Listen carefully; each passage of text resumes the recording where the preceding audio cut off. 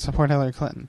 I think you have a very interesting situation here. You have the two major parties who have nominated the two people who have the highest disapproval rating of their entire fields. I mean, the highest by far. I know. So it makes no sense. Yeah. So, I mean, to have that situation come into effect, you're not going to have huge coalition building until after the conventions are done. However, it is a problem for Hillary Clinton that she cannot close the deal before her convention. I mean, it's going to be a problem because Donald Trump has closed the deal. He did. He worked hard. He made it. He closed the deal. Hillary Clinton has been unable to do that. Even in, Kentucky, I don't think people realize how important this was. Kentucky was to her. Kentucky was a must-win, even though she's going to edge it out more than likely. That is not a win. I mean, this was for someone who won 72% of the vote in 2008 and won what they thought would be the most contentious Democrat primary of a millennia. And then you turn around to have her in a state where she and Bill come all the time to support Democrat nominees in the general election. Bill Clinton would not have been president without a win in Kentucky, and he won in Kentucky twice. So that is something that these results are damaging. Well, to her. we have to understand, of course, that it's now. We have that taste of Bill Clinton and his, unfaithfulness in the White House to his wife on our, minds still. But we also have this email debacle with Hillary. And I think that is really, I believe that's damaged her more than anything else. Yeah. And, but I guess, Garrett, it's just really surprised me how many socialist-minded people we have right here in Kentucky. That really surprised me.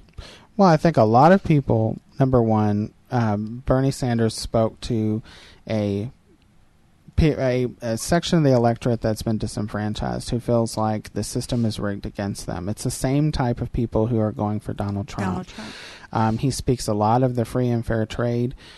He's been open saying he's a democratic socialist, but then again, he's talking about, the free and fair trade policy, saying that it has damaged the American worker, which is something that has been promoted both by Mr. Trump and Mr. Sanders. And so those ideals that he's speaking to go with coal miners.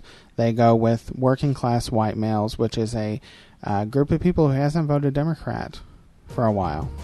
So it's going to be very interesting to see where those Bernie Sanders voters go, and it's going to be very interesting to see, can Hillary Clinton win California? That's going to be a biggie. Yep. A biggie. All right. Well, we'll come back. We'll talk more about this, but I'm going to talk about, are we disheartened yet in America? We'll be back. Don't go away. WFIA, The Spirit. Connect with Southeast Christian Church in the Louisville area through our weekly Southeast TV broadcast, Sunday mornings at 10 a.m. on Wave 3. Episodes include powerful testimonies, community partner profiles, and messages from Pastors Dave Stone and Kyle Eidelman. We think you'll relate to the stories, be inspired by the teaching, and feel more connected to our community and to Jesus. We hope you will join us by tuning in Sunday mornings at 10 a.m. on Wave 3 for Southeast TV. Compassionate, experienced, respected. Comprehensive Foot and Ankle Centers and Doctors Chris Hubbard and Timothy Hanna understand that your feet are the foundation for taking your body where you need to go. So don't take foot pain lightly. From mild sprains to fracture care, Comprehensive Foot and Ankle's compassionate staff is committed to helping you return to a pain-free, active life. Treatments such as laser therapy for heel pain, Achilles tendonitis, and toenail fungus can get you back on your feet again. Fracture care, arthroscopy of the ankle, diabetic foot care, structural deformities of the foot or ankle. The name says it all. Comprehensive Foot and Ankle can help. So if you have persistent pain in your feet or ankles, give Comprehensive Foot and Ankle a call at 797-3338. That's 797-3338. Office is located in Shepherdsville at the Jewish Hospital Medical Center and in Louisville at Norton Brownsboro Crossings behind Cabela's across from Costco. Call for an appointment today at 797-3338. Spalding University School of Business offers undergraduate degrees in business and accounting. Offered in flexible 6-week sessions, students can choose a traditional classroom setting or online option. Having classes in 6-week sessions made hard material a lot more manageable and allowed me to concentrate on 1 or 2 subjects at a time. Visit spalding.edu and let Spalding School of Business assist with your next career move.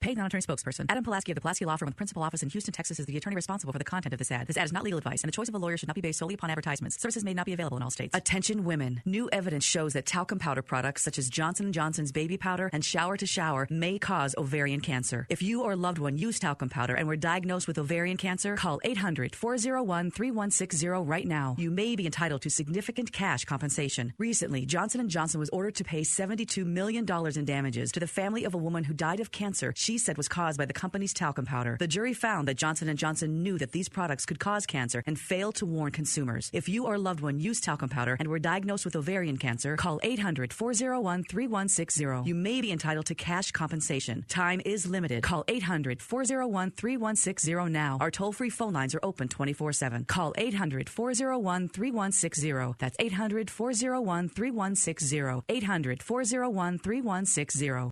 You're listening to Just Ask Joyce on WFIA, The Spirit.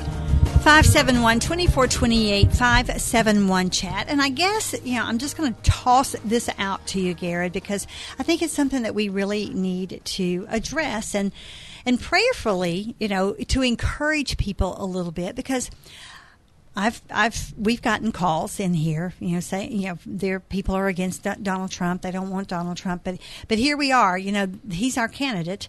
If you're on the Republican side, you've got 2 candidates to choose from still, not anymore in a primary, and eventually it'll get down to 1. So we'll be voting Democrat or Republican, or an independent. I don't know who else will be. You'll have some. You'll have a Libertarian nominee Right, that'll play in there, and you'll have a Green Party nominee that'll play into the Democratic side too. Unfortunately, you'll have both. Yeah, and some people will, out of spite, not because they believe in that candidate, but out of spite, they will probably vote for one on both sides. The Green and the Libertarian. But here's the thing. I think that we become a little disheartened about. Because maybe, or a lot. A little is understatement. A little disheartened because, it clearly, and this is no disparaging comment against any of them right now. But I don't think any of them are the candidate of our choices as far as a godly candidate. And I can't speak to Bernie Sanders about his godliness. I just don't like his socialism. I don't like that, but the other 2 really bother me a little bit about that. But I'm praying that, whoever it is that gets in office will, invite the Holy Spirit to take hold of their hearts and, change some of their ways. But right now, we're looking at, are we going to settle for more of Hillary, or are we going to settle for Donald Trump? Because we've had a taste of Hillary. As she was a wife, she was the first lady, but then she was the Secretary of State, and I mean, it was a mess.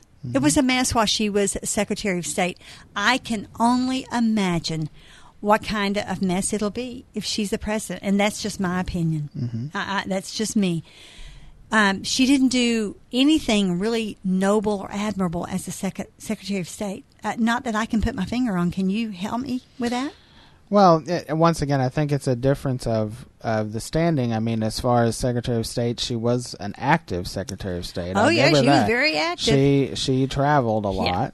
We know that. She did a lot of diplomatic missions. But once again, that was a foreign Traveling policy. doesn't make wise decisions, though. Oh, I agree. I'm not saying that. But, you had a totally different, when you compare Condoleezza Rice or even Madeleine Albright for that matter, who was Secretary of State under President Clinton, if you compare those two, there was a totally different foreign policy going in to from the Obama administration that had ever been presented before. This wasn't even a Clinton foreign policy, because Bill Clinton, you have to remember, took advice from people like Colin Powell, from Wesley Clark, and others who were very involved in the military apparatus at the time, had worked with President Bush the senior and preceding, and Ronald Reagan as well.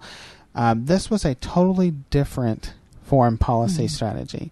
And the thing I think on foreign policy that scares me the most is that all of them hold that same foreign policy belief at this point in time. Everything that has been stated, the foreign policy isn't going back to that foreign policy that we saw under Roosevelt and Truman and Eisenhower and Reagan and Bush and even Clinton. It's not going to go back to that. And that's a dangerous part of the world to me. I mean, it endangers the world to me. Yes. Statements by Mr. Trump and Secretary Clinton and Senator Sanders have all raised fear in me as someone who has worked in government and has worked with candidates. All three have very failed foreign policy plans. And that's something that's very scary for me to deal with. But of course, once again, you have that evens it out again. You've got this whole thing of, well, that's a non-point because the choices that you have share But at that. least I will say that Trump at least will call a terrorist a terrorist. I do like that. I agree with you to an extent. He's never been in the situation to do that, and he's made some very troubling comments on that as well. So and here's the other thing. We really don't know how to grade Donald Trump. He's never been in a situation to do that. And that was one of the arguments that was made, and it did not resonate with Republican primary voters. But it was one of the things that was said was that you need somebody who has, to take over as commander-in-chief, you need somebody who has been made aware, who knows what the process is in the military, who knows what the process is in the diplomatic corps. And no matter how many times he meets with advisors, that will never build. He can build a team, which is something I would like to see him do. I would too. And he can build a team, but it is still you're going to have a different situation regardless of what